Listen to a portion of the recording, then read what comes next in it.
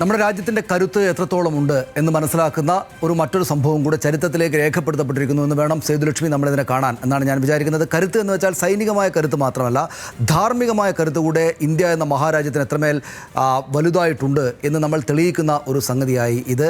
നമ്മുടെ മൂല്യങ്ങളിൽ ഊന്നിയുള്ള മഹാവിജയമാണ് സേന നേടിയത് എന്ന് നമ്മൾ കൃത്യമായിട്ടും ഉറപ്പോടുകൂടിയും പറയാവുന്ന ഒരു സാഹചര്യമാണ് നമ്മുടെ മുന്നിലേക്ക് വന്നിരിക്കുന്നത്. പ്രത്യേകിച്ച് അല്പം മുമ്പ് കഴിഞ്ഞ വാർത്താ സമ്മേളനത്തിൽ ഇക്കാര്യങ്ങൾ വിശദീകരിച്ച വാർത്താ സമ്മേളനത്തിൽ ആദ്യത്തെ വാർത്താ സമ്മേളനങ്ങളിൽ എന്ന പോലെ ഈ പഹൽഗാം ആക്രമണം ഉണ്ടായി നമ്മളിങ്ങനെ ഒരു ഓപ്പറേഷൻ സിന്ദൂറിലേക്ക് മാറിയതിനു ശേഷം ഈ 3 പേർ ചേർന്നിരുന്ന് ഇന്ന് വിക്രം മിശ്രയ്ക്ക് പകരം മറ്റൊരു ഉദ്യോഗസ്ഥനാണ് വന്നത്. പക്ഷേ എങ്കിലും ആ വാർത്താ സമ്മേളനത്തിൽ സൈന്യത്തിൻ്റെയും വിദേശകാര്യ മന്ത്രാലയത്തിൻ്റെയും ഒക്കെ സംയുക്തമായിട്ടുള്ള നമ്മുടെ വാർത്താ സമ്മേളനങ്ങളിൽ നമ്മൾ പ്രദർശിപ്പിച്ച ധീരതയും എന്നാൽ ഒട്ടും ആവേശ കൂടുതലില്ലാത്ത സമീപനത്തിൽ തന്നെ ഇന്നും ഊന്നി നിന്നു. 3 ദിവസങ്ങളിലെയും വാർത്താ സമ്മേളനങ്ങളിൽ ഈ ഉദ്യോഗസ്ഥരുടെ, നമ്മുടെ സേനാ മേധാവികളുടെ, സൈനികരുടെ, ഉദ്യോഗസ്ഥരുടെ ശരീരഭാഷ നോക്കിയാൽ എന്തെങ്കിലും തരത്തിലുള്ള അമിതാവേശ പ്രകടനം ഉണ്ടായിരുന്നില്ല, ഏതെങ്കിലും തരത്തിലുള്ള അഗ്രഷൻ, രോഷപ്രകടനം ഉണ്ടായിരുന്നില്ല.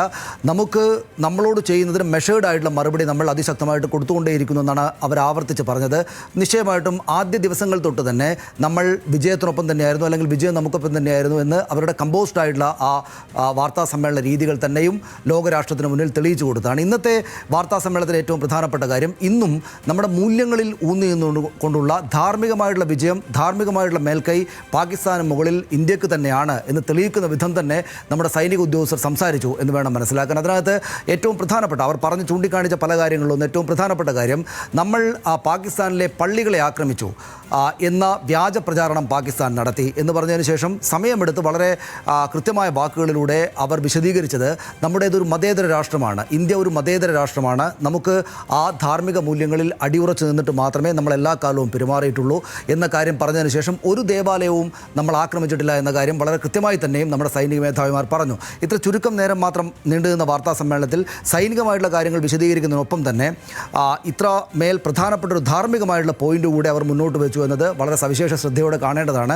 അതിലേറ്റവും പ്രധാനപ്പെട്ട കാര്യം, Pakistan, Islamic republic of Pakistan എന്ന ഒരു മതരാഷ്ട്രം, മതേതര രാഷ്ട്രമായിട്ടുള്ള ഇന്ത്യക്ക് മേൽ ആക്രമണം നടത്തുമ്പോൾ നമ്മൾ ഓപ്പറേഷൻ സിന്ദൂർ എന്ന നമ്മൾ ഓപ്പറേഷൻ്റെ ഈ സൈനിക നീക്കത്തിൻ്റെയും മറ്റും പേര് ഓപ്പറേഷൻ സിന്ദൂർ എന്നിട്ടത് നമ്മുടെ മതപരമായിട്ടുള്ള സിന്ദൂർ എന്ന അർത്ഥത്തിലല്ല, മറിച്ച് നമ്മുടെ സാംസ്കാരികമായിട്ടുള്ള കൾച്ചറലായിട്ടുള്ള അർത്ഥത്തിലുള്ളൊരു പേരാണ് സിന്ദൂർ എന്ന കാര്യം നമുക്ക് എല്ലാവർക്കും ഓർമ്മയുണ്ട്. പ്രത്യേകിച്ച് എന്ന് മാത്രവുമല്ല നമ്മുടെ സ്ത്രീകൾക്ക് നേരെയാണ് ഈ ആക്രമണം ഉണ്ടായിട്ടുള്ളത് എന്നതുകൊണ്ട് സ്ത്രീകൾ അതിനകത്ത് ഏറ്റവും ഏറെ വേദനിപ്പിക്കപ്പെട്ട ആളുകൾ സ്ത്രീകൾ കൂടി ആയതുകൊണ്ട്, കൊല്ലപ്പെട്ടത് പുരുഷന്മാരാണെങ്കിലും സ്ത്രീകളാണ് ഏറ്റവും കൂടുതൽ വേദനിപ്പിക്കപ്പെട്ടത് എന്നതുകൊണ്ടുകൂടിയാണ് സിന്ദൂർ എന്ന പേര് വന്നത്. പക്ഷേ അവർ പാകിസ്ഥാൻ അപ്പുറത്ത് അവരുടെ ഓപ്പറേഷനൊരു പേരിടുമ്പോൾ കൃത്യമായിട്ടും മതപരമായിട്ടുള്ള സൂചനകളുള്ള ഒരു പേരെടുത്ത് മുന്നോട്ട് വെക്കുകയായിരുന്നു. അസീം മുനീർ നമുക്ക് ഓർമ്മയുണ്ട്, പട്ടാള മേധാവി, പാകിസ്ഥാൻ്റെ പട്ടാള മേധാവി.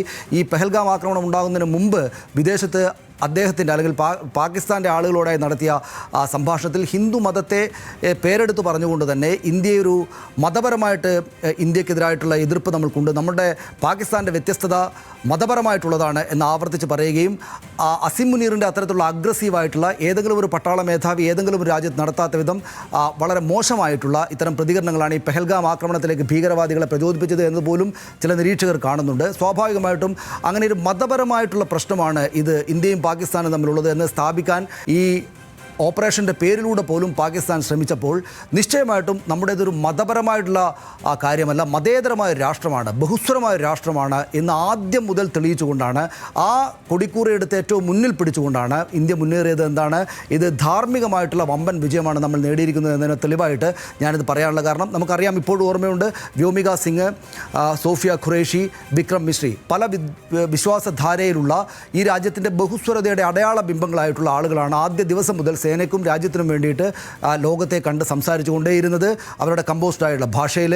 ഇതൊരു ബഹുസ്വര സമൂഹമാണ് എന്ന കാര്യം അവർ ആവർത്തിച്ച് പറഞ്ഞു. ഇന്നത്തെ ഒടുവിലത്തെ വാർത്താ സമ്മേളനത്തിലും നമ്മുടെ സേന വ്യക്തമാക്കി, മോസ്കുകൾക്ക് നേരെ, പള്ളികൾക്ക് നേരെ ആക്രമണം നടത്തിയെന്ന് പാകിസ്ഥാൻ നടത്തുന്നത് വ്യാജ പ്രചാരണമാണ്, ഒരൊറ്റ ദേവാലയത്തിന് പോലും ഒരു പോറൽ പോലും നമ്മുടെ സേന വരുത്തിയിട്ടില്ല എന്ന് ആവർത്തിച്ചും വ്യക്തമായിട്ടും സ്പഷ്ടമായിട്ടും നമ്മൾ പറഞ്ഞു. അതുകൊണ്ടാണ് ഞാൻ തുടക്കത്തിൽ പറഞ്ഞത് പാകിസ്ഥാനെ സംബന്ധിച്ച് സനീഷ് പറഞ്ഞതുപോലെ ഒരു മതപരമായ ഭിന്നിപ്പ് രാജ്യത്തേക്ക് ഉണ്ടാക്കുക എന്ന് തന്നെയായിരുന്നു ആത്യന്തികമായി അവർ ലക്ഷ്യം വെച്ചത്. ഇപ്പോൾ പഹൽഗാം ഭീകരാക്രമണം മുതൽ തന്നെ നമ്മൾ കേൾക്കുന്നുണ്ടല്ലോ, അവിടെ മതം ചോദിച്ച ആൾക്കാരെ കൊന്നൊടുക്കിയെന്ന്. അതിനുശേഷം ഇപ്പോൾ സൈന്യം നടത്തിയ വാർത്താ സമ്മേളനങ്ങൾ, കഴിഞ്ഞ ദിവസവും ഇന്നുമൊക്കെ നടത്തിയ വാർത്താ സമ്മേളനങ്ങളിൽ അവർ പറഞ്ഞത് എന്താണ്? ഇവിടുത്തെ നമ്മുടെ ആരാധനാലയങ്ങൾക്ക് നേരെ പാകിസ്ഥാൻ ആക്രമണ ശ്രമം നടത്തി എന്നുള്ളതാണ്. അപ്പോൾ അങ്ങനെ ഒരു ഭിന്നിപ്പ് ഇവിടെ പോകില്ല, ഇവിടെ അത് ഫലം ചെയ്യില്ല എന്ന് ഇപ്പോൾ പാകിസ്ഥാന് മനസ്സിലായി കഴിഞ്ഞു. നിശ്ചയമായിട്ടും ഇത് ആദ്യ ദിവസം മുതൽ ഇത് നമ്മുടെ രാജ്യത്തിനകത്ത് മതപരമായുള്ള വിഭജനം ഉണ്ടാക്കാനുള്ള ശ്രമമാണ് ഈ തീവ്രവാദികൾ നടത്തിയത് എന്ന് ശരിയാവണ്ണം സംസാരിക്കുന്ന സേന, രാഷ്ട്രീയ നേതൃത്വമല്ല, സൈനിക മേധാവികൾ, സൈനിക ഉദ്യോഗസ്ഥർ വന്നിട്ട് പറയുന്നുണ്ടായിരുന്നു. മതപരമായിട്ടുള്ള വിഭാഗീയത ഉണ്ടാക്കാൻ വേണ്ടിയിട്ട്, അങ്ങനെ പ്രശ്നം നമുക്കിടയിൽ ഉണ്ടാക്കാൻ വേണ്ടിയിട്ടാണ്, ഈ ബഹുസ്വര സമൂഹത്തിനകത്ത് പ്രശ്നമുണ്ടാക്കാൻ വേണ്ടിയിട്ടാണ് ഈ ഭീകരവാദികൾ വന്ന് ഈ ആക്രമണം നടത്തിയതെന്ന കാര്യം അവർ പറയുന്നുണ്ടായിരുന്നു. നമ്മൾ വ്യക്തമായിട്ടും സ്പഷ്ടമായിട്ടും ആലോചിക്കേണ്ടുന്ന ഒരു കാര്യം സേതുലക്ഷ്മി, ഇത് ഈ ഇസ്ലാമിനെതിരെ ഹിന്ദുമതം അല്ലെങ്കിൽ ഹിന്ദുമതത്തിനെതിരെ ഇസ്ലാം മതം എന്ന നിലക്കല്ല. നമ്മുടേത് ഏതെങ്കിലും ഒരു മതത്തിന്, ഐ റിപ്പീറ്റ്, ഏതെങ്കിലും ഒരു മതത്തിന് കൂടുതലായിട്ടുള്ള അവകാശങ്ങളുള്ള ഒരു മതരാഷ്ട്രമല്ല. ഇതൊരു മതേതര രാഷ്ട്രമാണ്. ഇതൊരു മതരാഷ്ട്രമാക്കണമെന്ന ആഗ്രഹമുള്ള ആളുകൾ നമ്മുടെ രാഷ്ട്രീയക്കാർക്കിടയിൽ ഇഷ്ടം പോലെ ഉണ്ടെങ്കിലും നമ്മുടെ കരുത്ത് ഇത്തരം ആപത്ഘട്ടങ്ങളിൽ നമ്മൾക്ക് കരുത്താകുന്നത് ഏതെങ്കിലും ഒരു മതത്തിൻ്റെ കരുത്തല്ല, മതേതരത്വത്തിൻ്റെയും ബഹുസ്വരതയുടെയും കരുത്താണ് എന്നൊരിക്കൽ കൂടെ തെളിയിച്ച സംഭവമായിട്ടാണ് ഇന്ത്യയുടെ മഹാചരിത്രത്തിൽ ഇതൊരു വലിയ അധ്യായമായിട്ട് ഓപ്പറേഷൻ സിന്ദൂറും പെഹൽഗാം ആക്രമണ സംഭവങ്ങളും കൂടെ ചേർന്ന് ആ അധ്യായത്തിനകത്ത് രേഖപ്പെടുത്തപ്പെടുക എന്നതാണ് ഏറ്റവും പ്രധാനപ്പെട്ട കാര്യം. നമ്മുടെ രാഷ്ട്രത്തിലെ ഏറ്റവും ചെറിയ കുട്ടികൾ ടക്കം ഇപ്പോൾ ഈ സംഭവങ്ങൾക്ക് അറിഞ്ഞു വളരുന്ന ആളുകൾക്കടക്കം ഇന്ത്യ എന്ന മഹാരാജ്യത്തിൻ്റെ കരുത്ത് മതേതരത്വമാണ്, ബഹുസ്വരതയാണ്.